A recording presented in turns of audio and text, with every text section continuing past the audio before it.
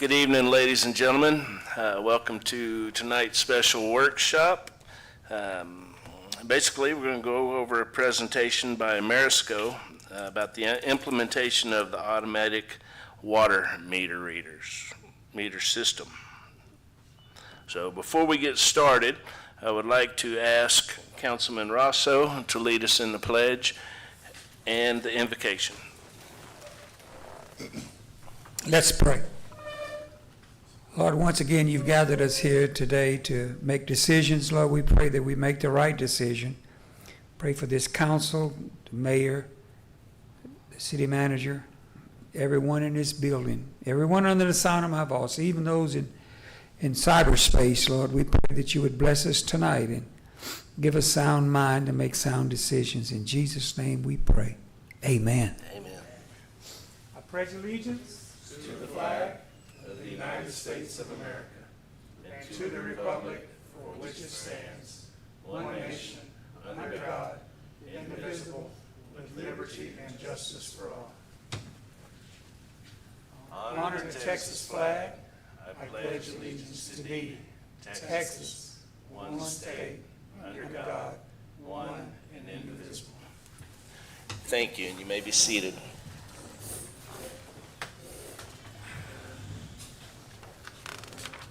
We have one citizen's comment tonight, and that would be Mr. Manning Rollerson.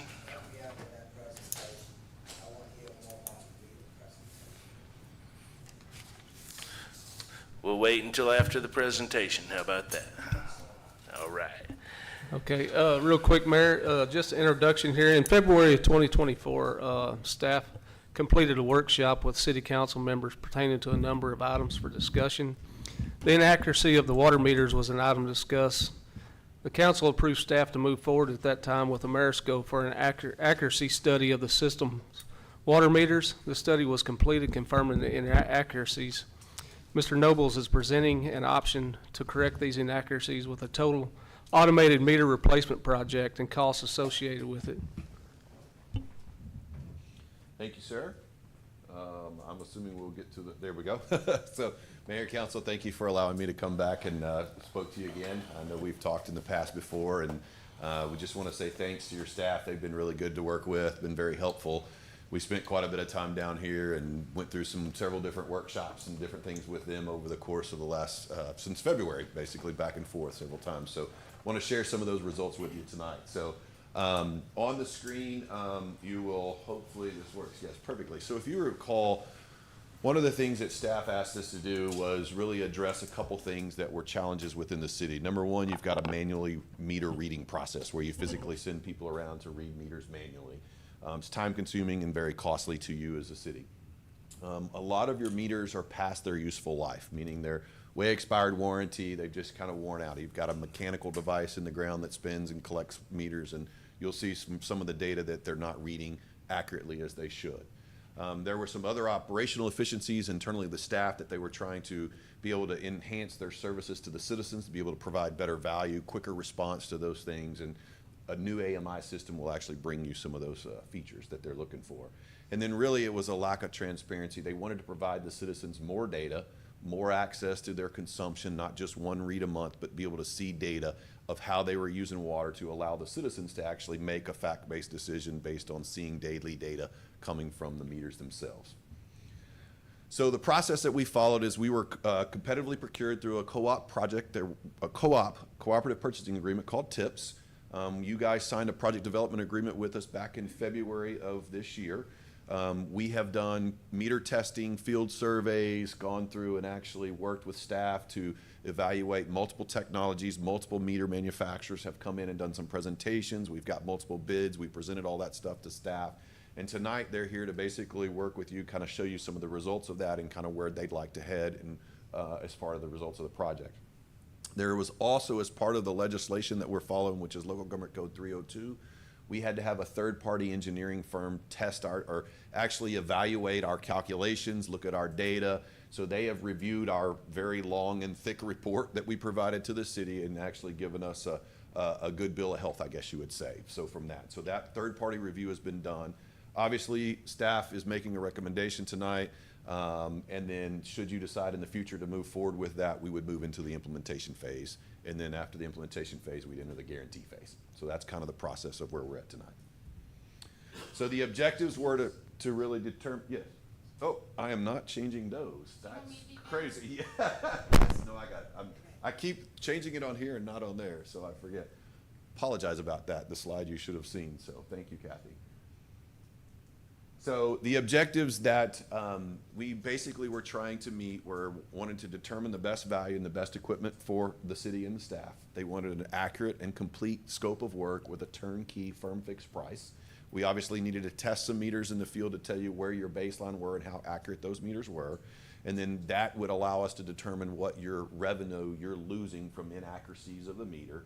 And then obviously bring back a turnkey firm fixed price that had a life cycle analysis for you guys. So I want to talk through the meter test results that we have here.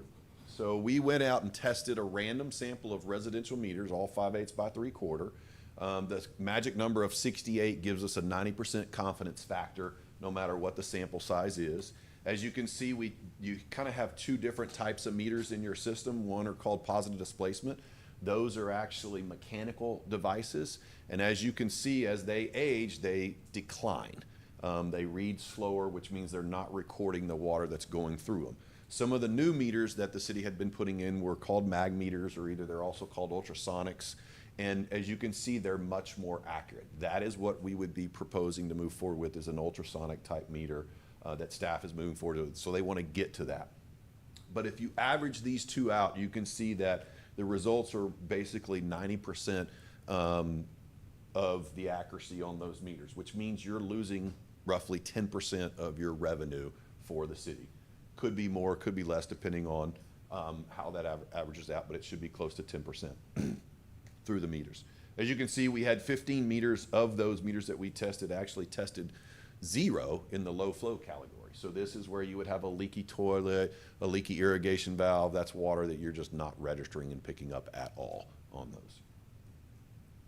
If you look at your total consumption for the city, the billed and water sewer revenues roughly in 2023 was about 7.8 million. I just wanted to kind of throw that number out there. You can see that from the blue part of the pie chart, that is basically your residential meters, which is where most of your revenue comes from, and then you get a lot of revenue from your 2-inch meters as well.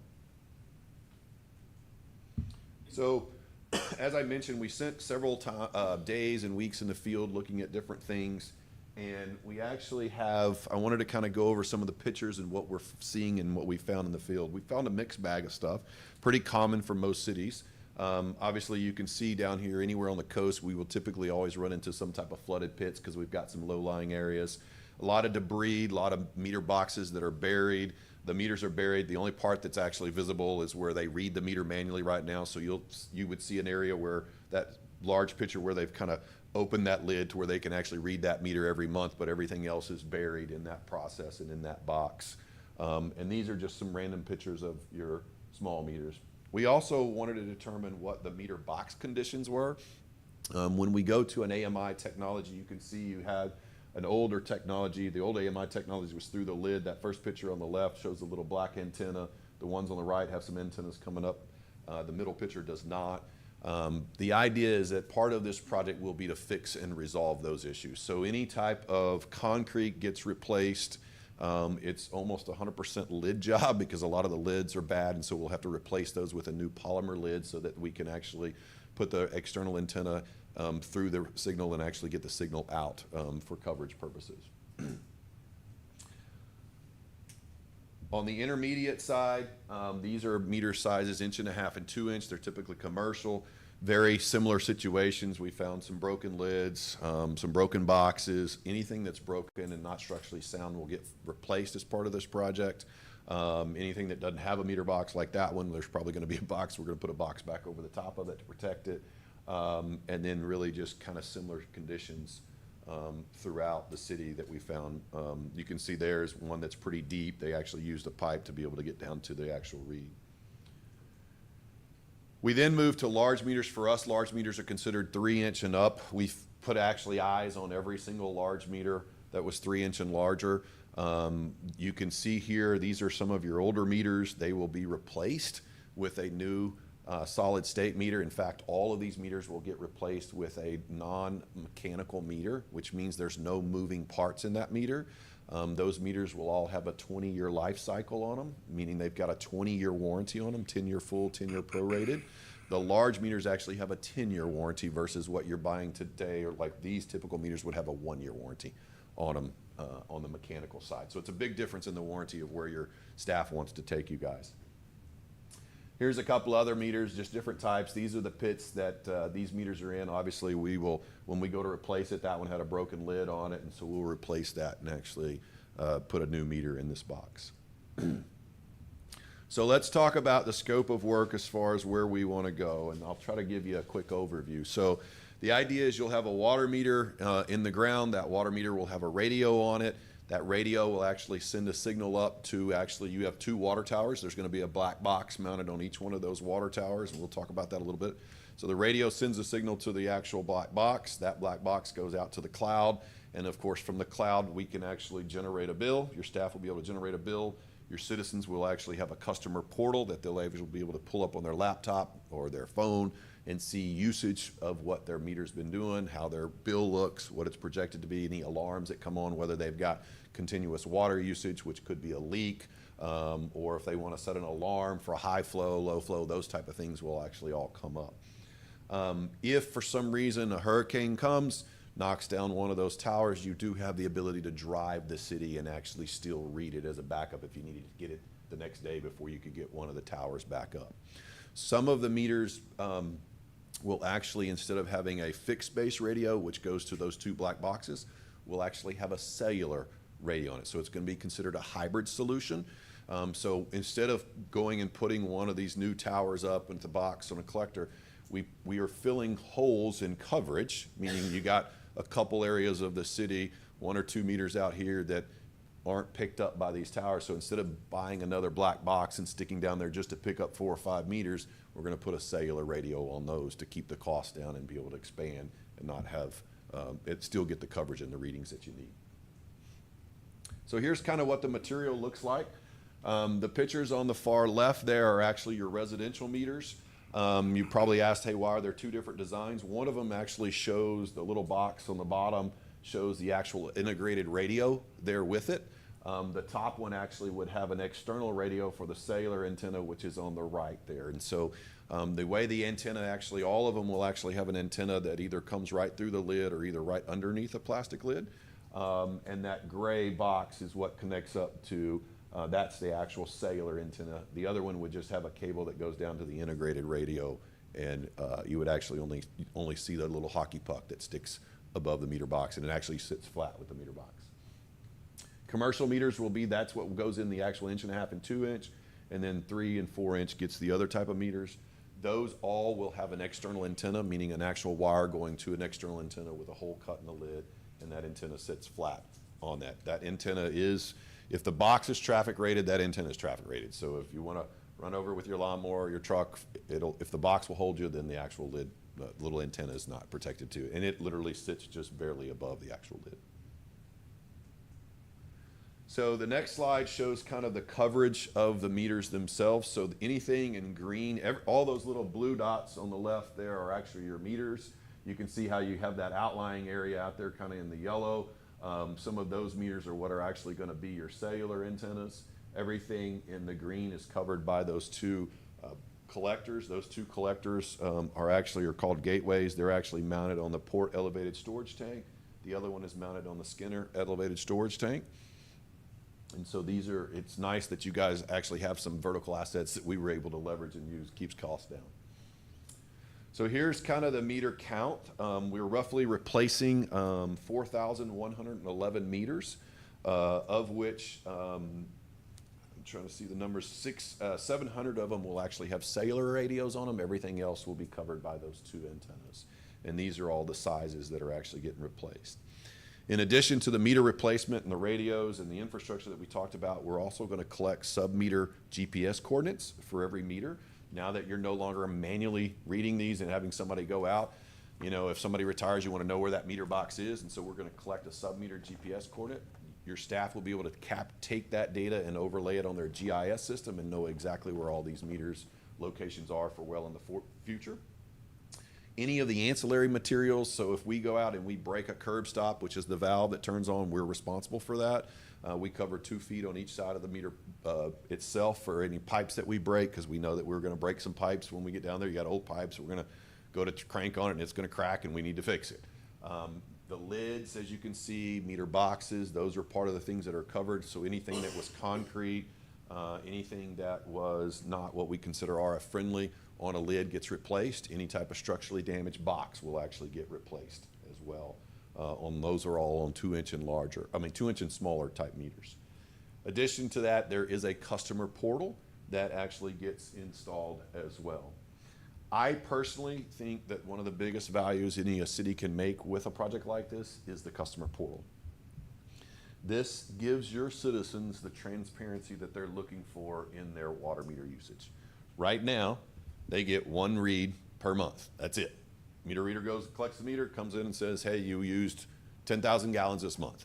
And they don't know when, how, what time, anything like that. With this new system, they'll be able to pull up on their cell phone or on an iPad, on a laptop, through the web, and be able to see their data, meaning they'll actually be able to see you used 2,000 gallons yesterday as part of your household. If you irrigate every night at 2 a.m., you'll see that usage every night of how much that irrigation is costing. If you go swim up, fill up your swimming pool, or if you go, let your kids play out inside in the summertime and run water to wash a car, you'll be able to know what that stuff is for yourself when you ran that water, and you can kind of correlate it back to your usage.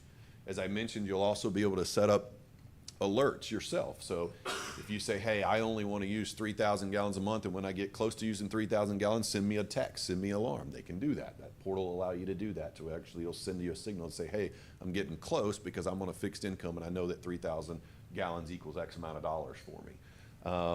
If you have continuous water usage, it will show you that. It'll say, hey, I've always got water flowing through my meter, and you can then figure out how much that leaky toilet really cost you every month, because if you go fix it, it'll stop. So those are the type of things, and it's a huge value from a conservation standpoint, from just transparency of the data. This also reduces staff time, because what happens is now staff doesn't get all the phone calls and complaints. A lot of times, well, why did I use so much water? How did I do that? Now they can say, hey, here's the data. You can look it up, see it yourself, kind of get to make those decisions as a informed citizen at that point. So let's talk about the numbers. And I actually have a cash flow that I will hand you as well. Sorry. Thanks to Miss Kathy for printing these out on a larger sheet for me.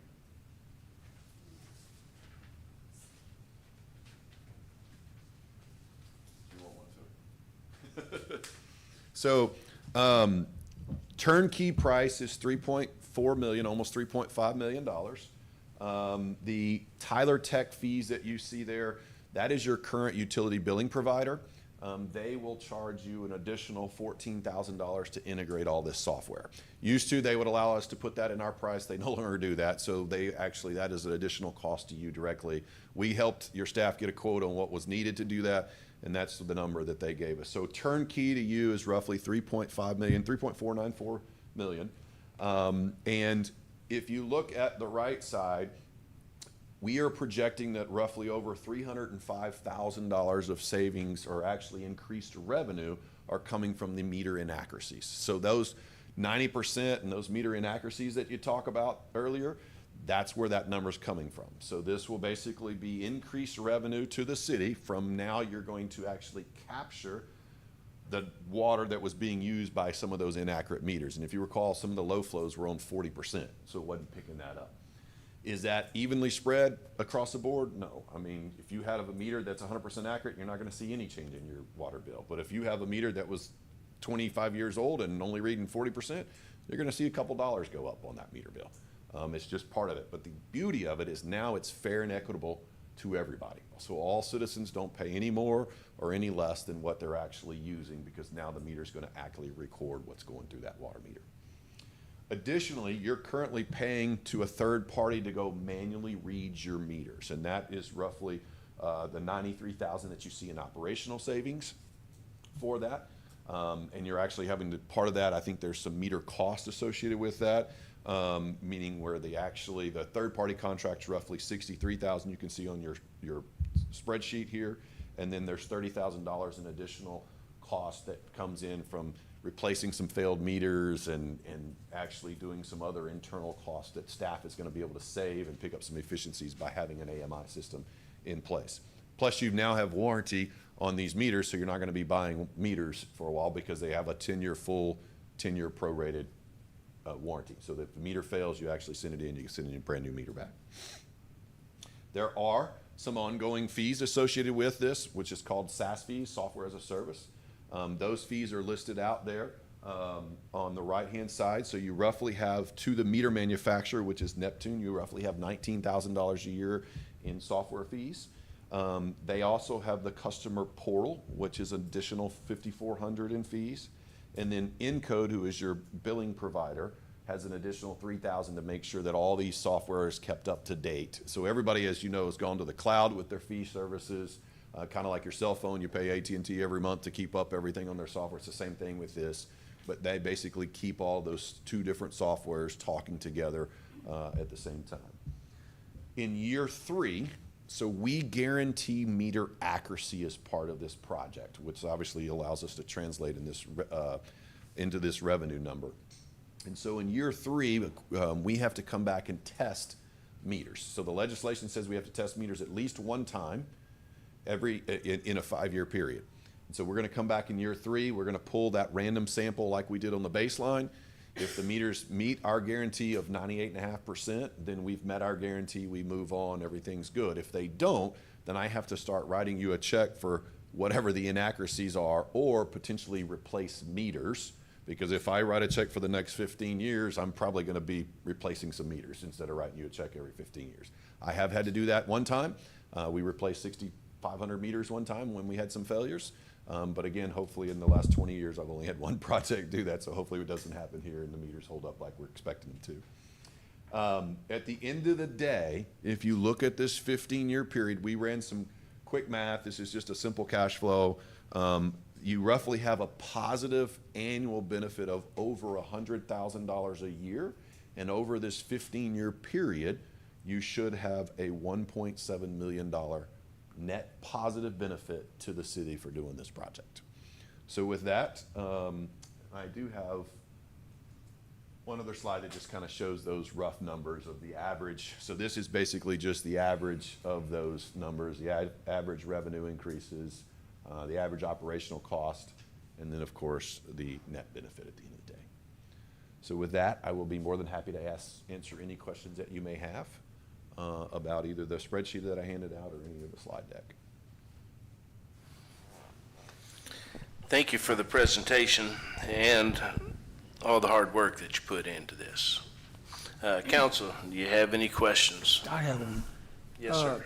Everything is inside the box So for residential. yeah, so for residential, the only thing that's outside the box is that little hockey puck that will sit right on top of the lid. It'll actually be through the lid and it'll just sit flush mount on top of the box itself, but everything else will be inside the meter box. You mentioned an antenna. So if we go back to, let me see if I can go backwards here, and I'll point it out here to you. So this little device right here is an antenna. Hockey puck? Yeah, the little hockey puck. So basically, if you imagine that little flat piece being through the lid of the meter box and just sitting flat on the desktop. Because that flat piece, this goes through the lid and that screws down. Yeah. So we don't have to worry about lawnmowers and No, sir. none of that. Yeah.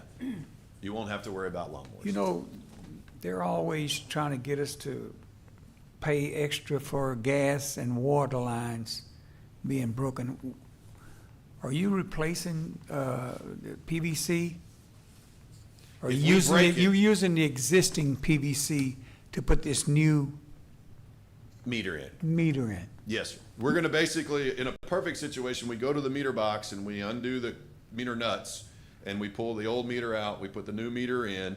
we drill a hole, or either have, if we're buying a new lid, a lot of the places we're replacing the lid, so we'll have a new lid that's actually got a pre-hole drill on it. We'll run that through that hole, connect it up to the antenna, collect all our data. We collect about 10 different pictures of every site to protect you and us, you know, of what we're doing in this site. Make sure all the data gets transferred over properly, and then we move on to the next one. But there are times when we go to pull on that meter nut, and that pipe breaks just because it's old, and so we'll actually have to refix it at that point then.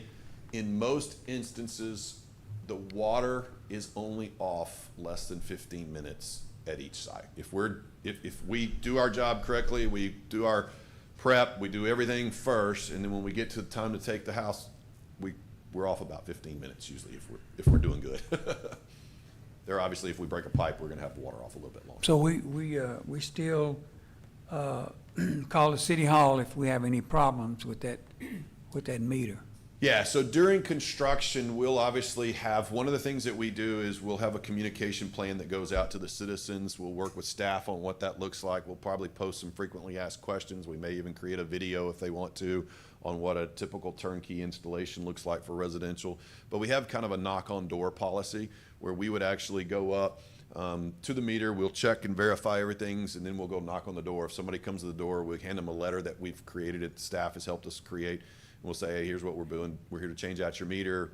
You know, thanks. If nobody's home, then we go take care of it. If that meter is spinning, when we go do that, we basically go knock again. If nobody comes to the door, we skip it, and then we come back. And if it's still spinning, then we put it on a different list.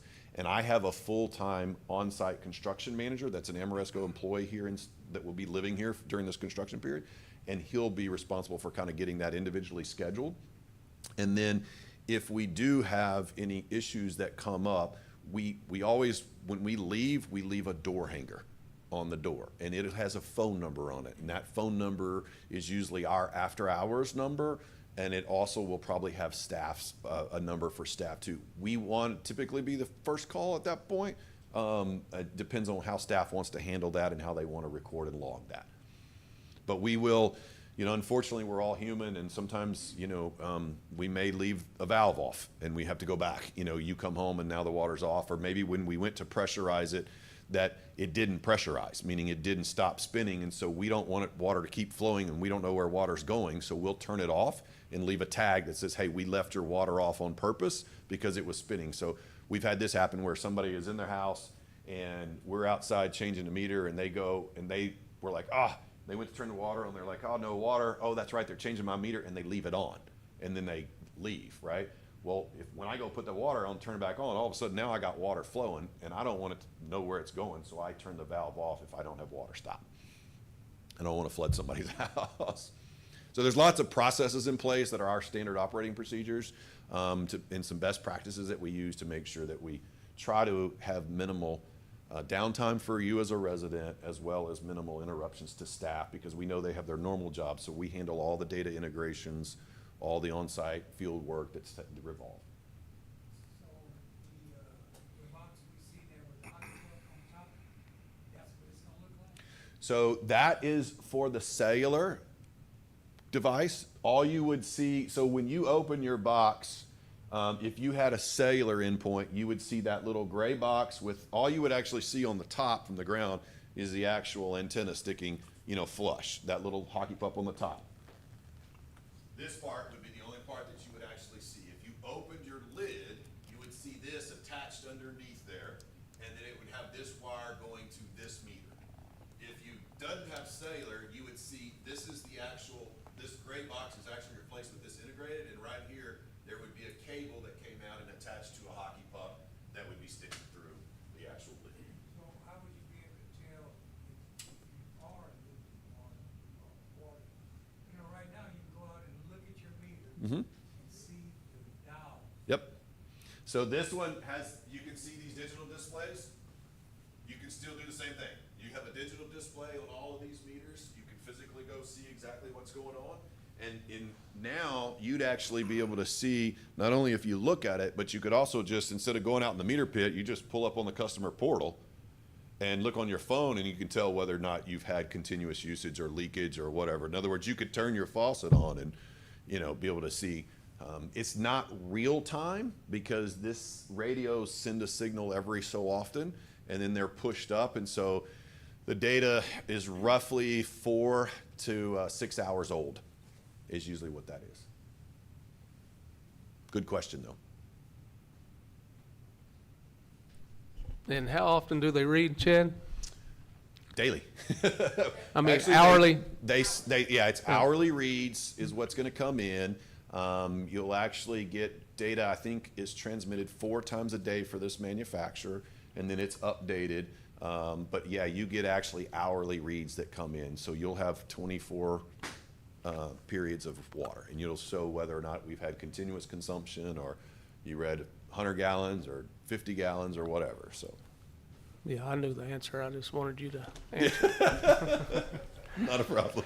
Now, And on it the- actually, the other thing that we get asked down here on the coast, because this a lot of times comes up, is what happens if a hurricane comes through? Do we lose the data? No, the data is actually stored in the gray box or in the meter itself. And then, as I said, every 4 to 6 hours, that's pushing out. And so then there's another, that data collector or that gateway, there's data stored there too. So I think this particular one stores 96 days of data. What is it? 72. Okay, so he looked it up, 72. So it's still quite a bit of data that's stored. So even if you do have a hurricane and it knocks you out for a week, you're still collecting the reads and actually reading the data. It's just not being pushed out to because there's no power, for servers and clouds and stuff. And I would assume the 700 meters you're talking about for cellular are going to be like in our Bridge Harbor subdivision. Correct. Maybe the golf course area. Yeah, they are, the golf course area definitely has some. There's a pocket out here, some outliers down here, and then some outliers up here that are actually not covered by the actual gateway. And there's no additional associated fees with the cellular. It's all built into. It's all built into program. those hosting fees that you saw, that 19,000. That's part of that fee structure.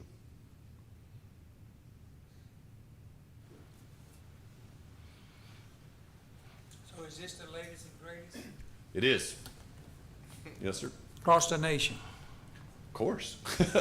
Staff actually evaluated 4 different manufacturers. We had them come in, do presentations. We actually also got pricing from 4 different ones, and this is where we ended up. So we looked at several different options. But it is, this product is actually, the actual Neptune cellular product is one of the newer products that they use to fill gaps and holes that were out there. They are manufactured in the U.S. Neptune's the only manufacturer that still has a foundry in the U.S. So they actually make their brass, and all their components are actually made in Alabama. That's where they're manufactured. They've been around a long time. That's the plant? Yes, sir. Well, I'm all for paying for a gallon of water if I use a gallon of water. I mean, it's no different than if I go down and fill up my truck. I feel like paying an honest price for honest quantity is a must. Council, one other place where I feel like this would be beneficial. We had a water leak on 10th Street that went on for about a month or so, and there was a lot of finger pointing because the leak, of course, is underground. And with this, being able to look at the data, we could have determined a month ago instead of a month later, and sending crew out there 3 or 4 times digging up this gentleman's yard. We could have found it instantly. Yeah, we also see a lot of times where, because your staff even only has one piece of data every month that they get to see as well. Now with having this daily read, they can actually understand where water's being pushed out and then actually reconcile that. And so if they see, a group of area that's maybe has a leak, they're saying, hey, we're pushing water here, but it's not recording on this. Why do we have water loss in this area? And what we see a lot of times is you can also isolate certain areas or neighborhoods or parts of town so you can more proactively replace bad lines. So if you have lines that you see a lot of loss in because we're pumping X amount of gallons and we're not reading them from all the meters that are downstream of this, and we know we probably got some line losses, and now we need to strategically go replace those line losses. So there's a lot that staff has the ability to do with this data. You can also get real tight on the monthly reporting that you do to TCUQ, you know, that they have to report on. And so there's lots of things that they'll be able to use this data for. Yeah, and another thing, it helps with the unaccounted for water loss, which is a big factor. When we go out to Texas Water Development Board for grants and things like that for infrastructure, you have to meet a certain requirement on your water loss. So if you have these old meters in the ground that are not picking up your low flows and things like that, you have a large amount of unaccounted for water loss that may disqualify you from getting those grants. So it is very important to get control of that. And I've been part of about 4 of these systems before, similar to this, and they're very customer friendly. Like Chad was saying, the residents like it because they can actually monitor their water. They can set up, times when they're on a budget and they need to set it at a certain gallons per month, so it'll notify them to, hey, you start backing off because you're getting to the point of your shut off time, budget wise. So it's really, really customer friendly, and the systems I was part of, it knocked out a lot of confusion with residents and everything else, because they could actually go online and see graphing, and they were like, oh yeah, my sprinklers came on from 2 to 4 this morning. So it is an important tool. I'll tell you that. Do you think, I know I've done them before, these change outs before, but I also did the entire meter boxes. I've put gravel in them. I've done a lot of things to try to protect things and keep water out of the holes. I know our industrial vaults, if there's any of them that might need sump pumps put in them or things like that, to keep the water pumped down on a float system or something, just because we want to protect our investment on it. So.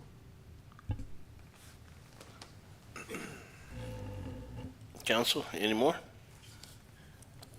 Do we know if anybody else in Brazoria County using this system? Or would we? In your county? Yes, yeah, maybe in our county. You heard of anybody? I know, so I've put in systems over the last few years, Conroe, Rosenberg, Bay City, we did, El Campo, I'm trying to think who doesn't have an AMI system here in the area. Mostly everybody's got an AMI system down in the areas now. So you're kind of one of the last cities that haven't done this. For a full, some people are using drive-by systems, which is what you had, which is good, but to go to full AMI, that's where everybody's going. Oh, no, Houston, we don't have a drive-by system. oh, that's right, you You got the wand a long time ago. I'm trying to think, Clute, I think, has an older one, if I remember correctly. I think, because I have talked to them and I know they're looking at getting an upgrade as well. I don't know about Lake Jackson, so. But this technology of the AMI system, I probably put in, one of the first ones my team did was probably 12 years ago.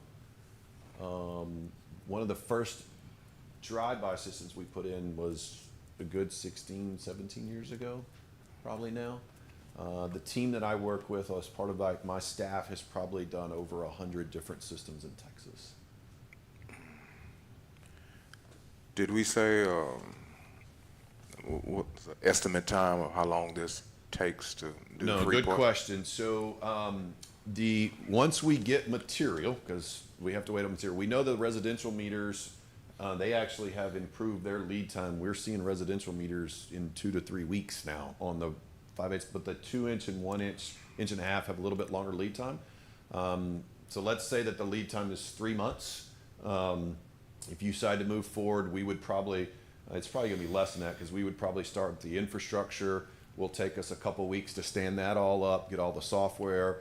So usually that first month is actually doing all our prep work, all our data files, and then execution of this, I think we had estimated roughly 3 to 4 months, and we would be done with the construction.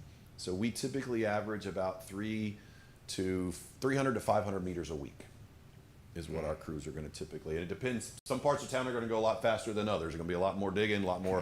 If we're replacing boxes, it slows us down. But we're expecting, I think, somewhere around a 3 to 4 month construction, I think is what we talked about. Yeah, well, And your I'll field make crew a- inputs all the information into the field, and then it's integrated right then into the utility billing system? Yeah, so as I mentioned, our staff actually goes and we have a tool that we use to actually collect pictures, and then we record all the old read information off the meter, and we put all the new data in, and that actually is physically sent right then and there. Before they can go to the next one, they have to upload all that information, and it goes into a work order management system.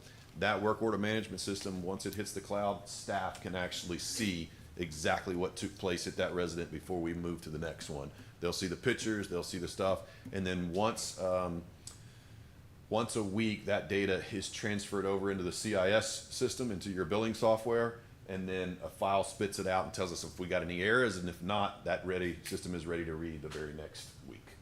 So once we we'll kind of go through the city route by route. We'll be working in a couple different routes because we have to get behind when you're manually reading the process. But we're going to train staff, and as we start implementing those routes, they'll start using this system to read immediately as we're installing them. Well, that's good. Well, we'll start on this side over here, so. I'll start wherever you want. Yeah, because I just brought a bill today 'cause I'm making a complaint. Okay. I'm paying for water that I ain't using. So I You need don't an know, accurate, I need an accurate reading. There you go. I'm gonna be one of the ones that the water bill gonna go down. We'll Because put of this it on yours system. first. If you want to see that, you want to You try it can do out? the tester. You can test on my house. Because that water bill I got ain't right. Well, and that's the challenge, right? Is you don't know how you use that water, if you did use it or not, right? And so Yeah. now with this system, you would be able to see what your daily profile is.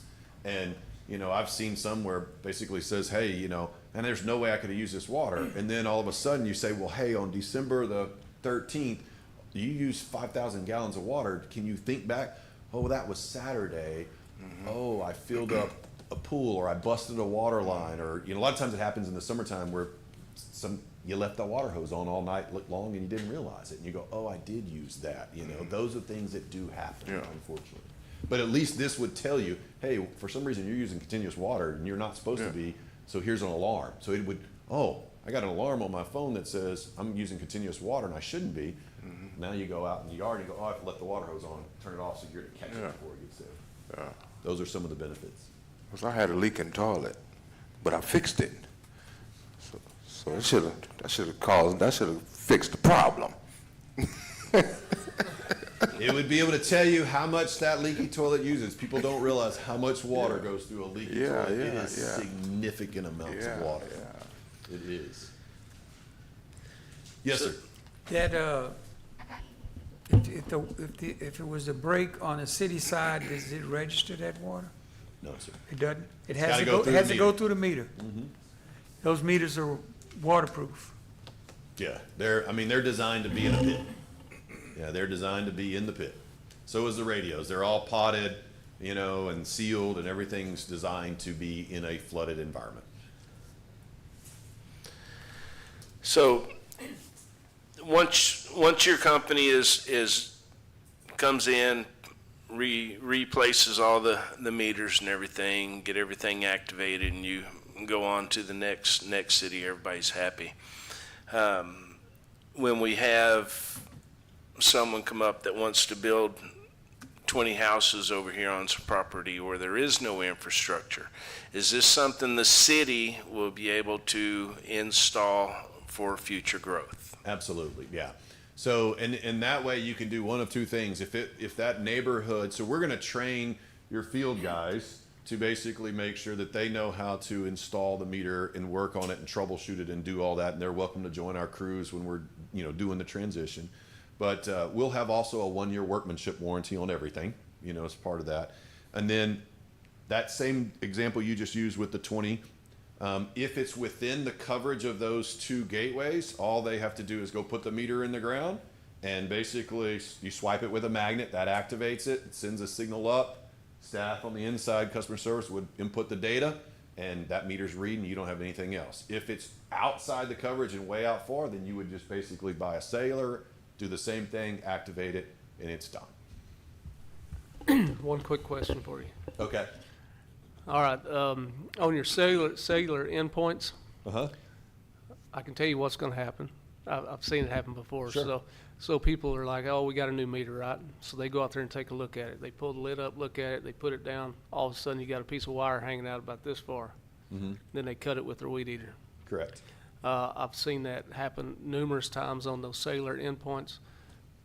What kind of warranty is associated with that? Or is that a cost the city has to replace those at that point? Or how do we go about that? Yeah, it's a good question. And we try to install them such that, when you do open it up, that you actually have it coiled and properly underneath there. But you're right, sometimes people don't let it sit and they leave it out. You'll immediately get a notice when the wire's cut, right? It sends an alarm that says somebody cut my wire. Unfortunately, if it's proof that it's actually been cut, it's not a warranty item, and that would be city responsibility. I know about 6 years ago, they started coming out with a repair kit for them. Yep, So now you have a repair kit for them? a splice kit, yep. A splice kit? Yep, Okay. there would be a splice kit, but they'll have gel caps on the end, where you basically strip it back, you repair it, just go right on. But that would be something that you would troubleshoot, and your staff would be able to fix that issue. Good question, though.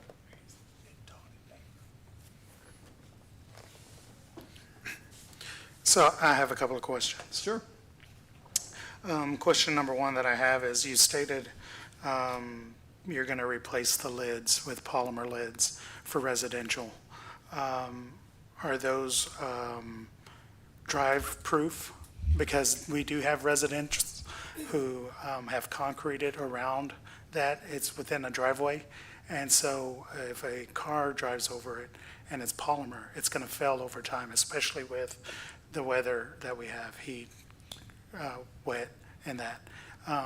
So are those drive-proof? Yeah, they make traffic-rated polymer lids. Okay, So anything that would be in a driveway would be replaced with a traffic-rated polymer lid. okay.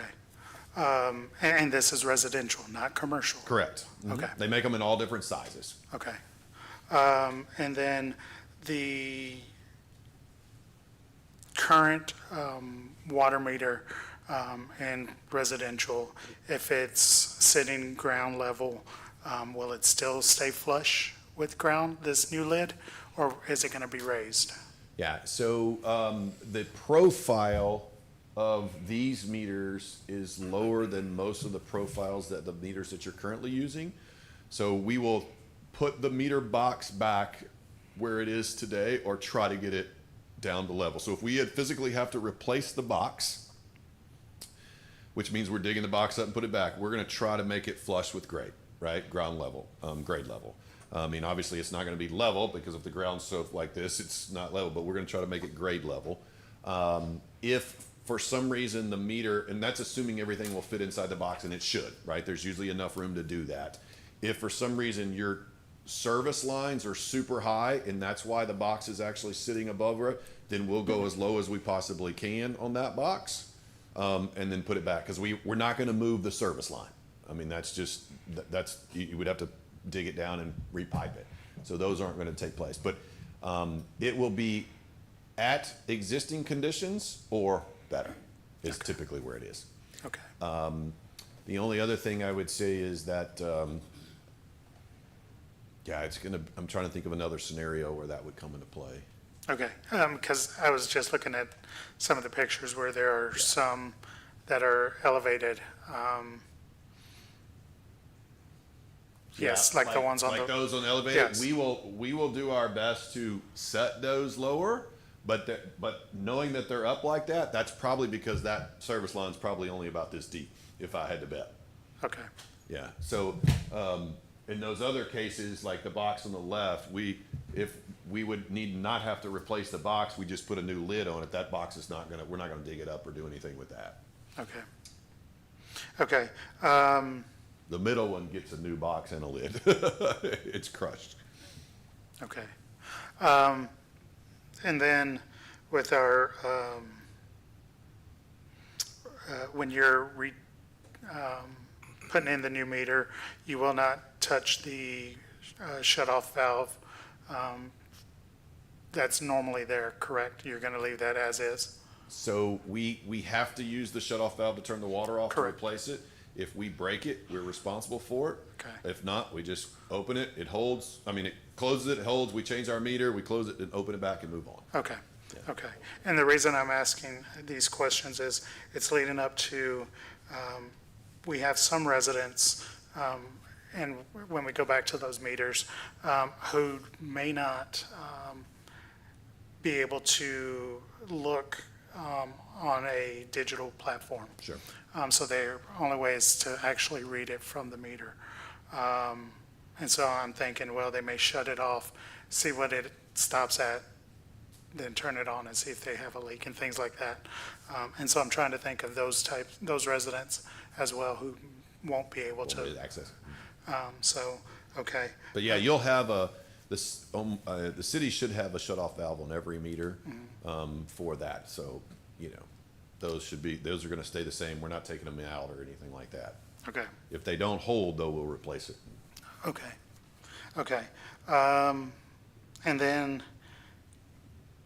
talking about the customer portal, is it, you said mobile device, is it both iOS and Android?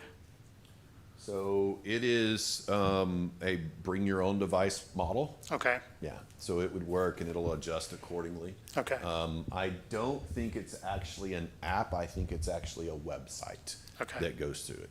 Okay. Because websites are usually easier to keep up than apps. Apps are always having to update, from what I understand. But I Okay. think theirs is actually done through a website, if I remember correctly. okay, okay then.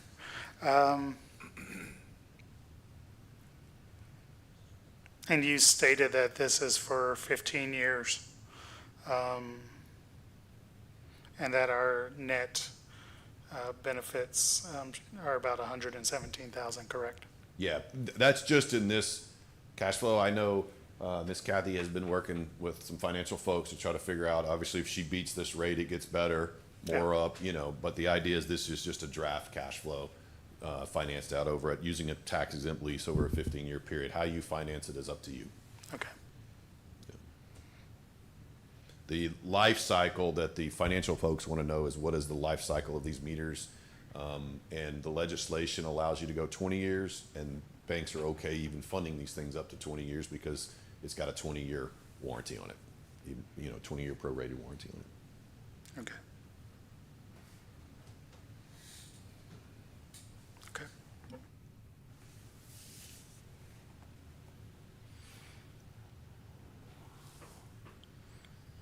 Council, any more questions you can think of at the moment?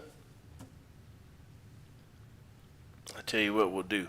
We'll ask Mr. Rollerson if he wants to come up and speak on this for a second. Maybe he might bring something to light. Well, I thank the council for hearing me. I think it's a great thing. You know, my electrical bill is like that. I can go to my portal to see how much usage I use. Right on my telephone. And I think it's a good thing because the meters that we have, I wouldn't even be here if I wasn't called to come here. But by listening to this and getting an understanding, this is something Freeport been needing. And we all know it. Because the old meters are old. We used to have the apartment complex, the Magnolias, and they came and they removed all the water meters because our water bill was running us $50,000 a month. So they removed all those water meters and they put in new water meters, and we're still getting bad, accurate readings. And so I think it's better that we go to the new meters, but my concern is, will there be loss of jobs? Because now we're going to something that could be read right here in City Hall. So will that cause anybody to lose jobs? What we're trying to do is bring jobs bring more employment for a better city, city servant deal, workforce. So will this cause us to lose more employees because there's a lot need to be done? So that's my main thing with it. But other than that, it makes more sense to me because you can see how much you spending. I can say I don't want to use but 3,000 gallons of water. Well, it's gonna cut off right there because I'm on fixed income, and I think that's a great thing. We could choose how much water we could spend. Normally in a council meeting, we do not reply, but can you speak on this is not a council meeting. Yeah. This is a workshop. No, it wouldn't cost anyone their positions with the city. We become more efficient by going this route, and it also, currently right now, they're reading meters 4 days, 5 days a week, and then doing rereads as well. If it rains, it takes longer. So then they're getting behind on fixing water leaks and things like that. So it really gets the operations more efficient. But no, it wouldn't cost anyone their positions here at the city. Probably open up time for them to do something else. Yes, sir. Open up time for them to be a little more productive somewhere else. And council, that's, we wanted to bring this to you in a workshop fashion tonight, just to go through everything, let Brent,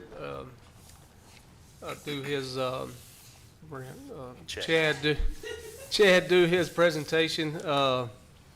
So y'all could ask all your questions and everything like that, and then, we'll bring it back to you at a council meeting in the near future to see if y'all want to move forward with it and make the recommendation at that time. But it's basically just a educational deal tonight, just to get it out there so everybody's aware of what's going on and what it looks like on paper. Oh, yes, sir. Come on. Let's get up to the mic, please, sir. And if you don't mind, put it in the saddle. From this angle, it looks like it's fixing to fall out of there. Oh no, it's perfect. All right.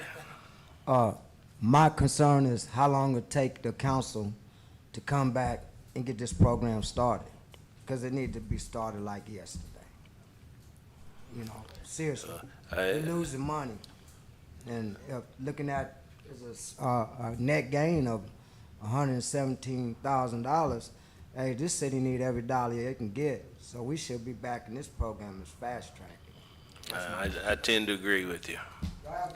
Yes, sir. Thank you, Mr. Olson. And like I say, we'll bring it to the next city council meeting to answer any more questions, and it'll be on there for y'all to vote on at that time. Council, do we have any other questions, comments? Hearing none. Mr. Nobles, thank you for all your work. Thank you for the presentation. It was an excellent presentation. Is there any way we can have this on the city website? Yeah, we've got a copy of this presentation, so Toby can load it on there. Cool. That way those at home or didn't know about the meeting or what have you can look at it in the coming days. We're gonna check, there's some proprietary information in the numbers, we may need the numbers. Yeah, whatever information we can put out there, I would like to have put out there. Great. Yep. No, I'm good with that. So, council, meeting adjourned. We don't have to vote on it. I make a motion to adjourn this meeting.